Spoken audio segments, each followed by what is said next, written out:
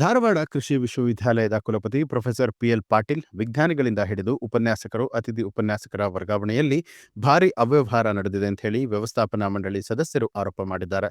ವ್ಯವಸ್ಥಾಪನಾ ಮಂಡಳಿ ಸದಸ್ಯರಾದ ರವಿ ಮಾಳಗೇರ, ಬಸವರಾಜ ಕುಂದಗೋಳ ಮಠ, ವೀರನಗೌಡ ಪೊಲೀಸಗೌಡರ, ಪಾರ್ವತಿ ಕುರ್ಲೆ ಜಂಟಿ ಸುದ್ದಿಗೋಷ್ಠಿ ನಡೆಸಿ ಮಾತನಾಡಿದಂಥ ಅವರು, ಮಾರ್ಚ್ ಹಾಗೂ ಜನವರಿ ತಿಂಗಳಲ್ಲಿ ಮಾತ್ರ ವರ್ಗಾವಣೆ ಮಾಡುವಂತಹ ನಿಯಮ ಇದೆ. ಆದರೆ ಕುಲಪತಿಗಳು ನಿಯಮ ಮೀರಿ ವರ್ಷವಿಡೀ ವರ್ಗಾವಣೆ ನಡೆಸಿದ್ದಾರೆ. ವರ್ಗಾವಣೆ ಆದ ಒಬ್ಬ ವ್ಯಕ್ತಿಯನ್ನ 3 ವರ್ಷದವರೆಗೆ ವರ್ಗಾವಣೆ ಮಾಡುವಂತಿಲ್ಲ. ಆದರೆ ಕುಲಪತಿಗಳು ಹಣದ ವ್ಯವಹಾರ ನಡೆಸಿ ಈ ವರ್ಗಾವಣೆ ಮಾಡಿರಬಹುದು ಅನ್ನುವಂಥ ಸಂಶಯ ಇದೆ. ವರ್ಗಾವಣೆ ಲೀಸ್ಟ್ ಕೊಡಿ ಅಂತ ಕೇಳಿದ್ರೆ ಕುಲಪತಿಗಳು ಆ ಲೀಸ್ಟ್ ಅನ್ನ ಕೂಡ ಕೊಡ್ತಾ ಇಲ್ಲ. ಈ ಸಂಬಂಧ ನಾವು ಲೋಕಾಯುಕ್ತರಿಗೆ ದೂರನ್ನ ಕೊಡ್ತಾ ಇದ್ದೇವೆ. ವರ್ಗಾವಣೆ ಮಾಡಬೇಕಾದ್ರೆ ಅದನ್ನ ಬೋರ್ಡ್ ಮುಂದೆ ಇಡಬೇಕಿತ್ತು.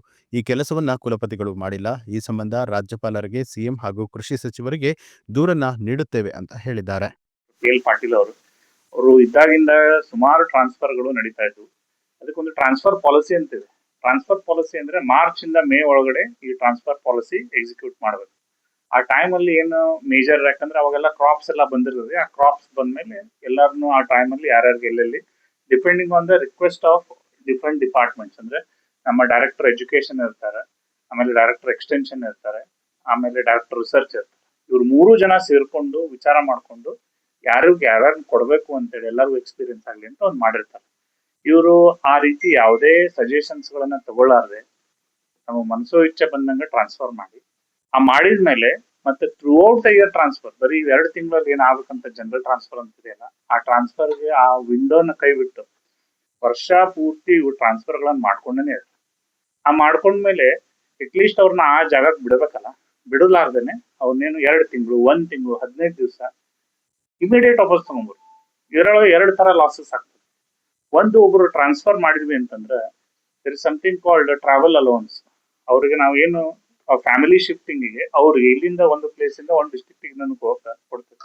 ಆಮೇಲೆ ಅದ್ರ ಜೊತೆ ಇನ್ನೊಂದು ಅರ್ನ್ಡ್ ಲೀವ್ಸ್ ಅಂತ ಕೊಡ್ತೇವೆ. 10 ದಿವಸದ ಅವ್ರಿಗೆ ಅರ್ನ್ಡ್ ಲೀವ್. ಯಾವಾಗ ಅವ್ರನ್ನ ರಿಲೀವ್ ಮಾಡ್ತಾರೆ ಇಮಿಡಿಯೇಟ್ಲಿ, ಅಲ್ಲಿಂದ ಅವ್ರಿಗೆ ಅವ್ರು ಹೋಗಿ ಜಾಯ್ನ್ ಆಗ್ಬೇಕು.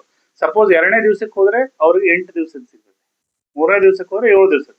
ಟೋಟಲ್ 10 ದಿವಸಗಳಲ್ಲಿ ಎಷ್ಟು ಇದನ್ನ ಮಾಡ್ತಾರಲ್ಲ, 1 ಡೇಗೆ ಹೋಗ್ಬಿಟ್ಟಂದ್ರೆ ಅವ್ರಿಗೆ ಇಮಿಡಿಯೇಟ್ 10 ದಿವಸದ ಕಂಪ್ಲೀಟ್ ಆಗಿ ಅವ್ರಿಗೆ ಸಿಗ್ತದೆ.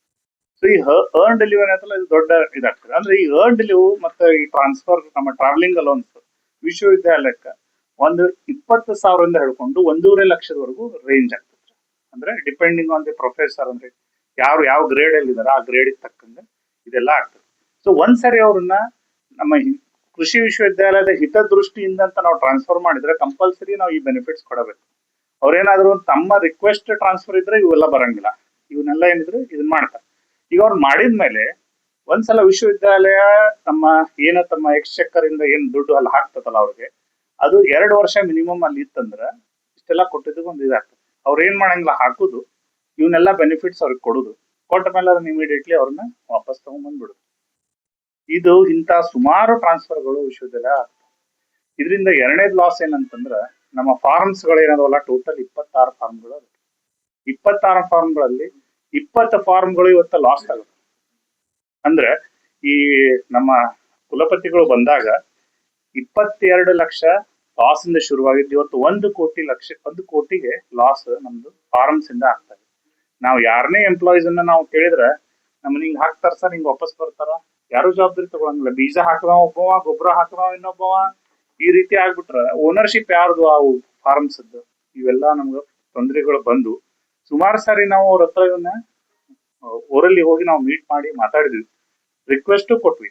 ನಮ್ಮ ಪೊಲೀಸ್ ಸರು, ನಮ್ಮ ಕುರ್ಲೆ ಮೇಡಮ್ ಅವರು, ಇವನ್ನೆಲ್ಲ ನಮಗ್ ಡಾಕ್ಯುಮೆಂಟ್ಸ್ ಕೊಡ್ರಿ, ನೀವು ಯಾವ ಟ್ರಾನ್ಸ್ಫರ್ ಮಾಡಕತ್ತೀರಿ, ಯಾಕೆ ಇದು ಬಾಳ್ ನಡ್ದತಿ ಅಂತ ಹೇಳಿದ್ರೆ ರಿಕ್ವೆಸ್ಟ್ ಎಲ್ಲ ಅಕ್ಸೆಪ್ಟ್ ಮಾಡಿದ್ರು. ಕೊಡ್ತೇನೆ ಅಂದ್ರು. ಹಿಂಗ ಕೊಡ್ತೇನೆ ಅಂತ ಹೇಳಿ 6 ತಿಂಗಳು ಅದನ್ನ ಸಮಯ ದೂಗ್ತಿದ್ರು. ಈಗ ನಾವು ಕೊನೆಗೆ ಏನ್ ಮಾಡಿದ್ವಿ ಅಂತಂದ್ರೆ ಇದು ಬೋರ್ಡ್ ಅಲ್ಲೇನೆ ಇಟ್ವಿ. ನಮಗೆ ಡಾಕ್ಯುಮೆಂಟ್ ಕೊಟ್ಟಿದ್ರಲ್ಲಿ 81st ಬೋರ್ಡ್ ಮೀಟಿಂಗ್ ಅಲ್ಲಿ ನೀವು ರೆಸೊಲ್ಯೂಷನ್ ಮಾಡಿಸಿದ್ವಿ ನಾವು, ಇವನ್ನೆಲ್ಲ ಡಾಕ್ಯುಮೆಂಟ್ ನಮಗ್ ಕೊಡ್ರಿ. ಅಂದ್ರೆ ಇವನ್ನೆಲ್ಲ ನಮಗ್ ಕೊಟ್ರೆ ವಿಶ್ವವಿದ್ಯಾಲಯಕ್ಕೆ ಒಟ್ಟು ಲಾಸ್ ಎಷ್ಟಾಗಿದೆ ಅನ್ನೋದನ್ನ ನಾವು ತೋರಿಸ್ಬೋದು.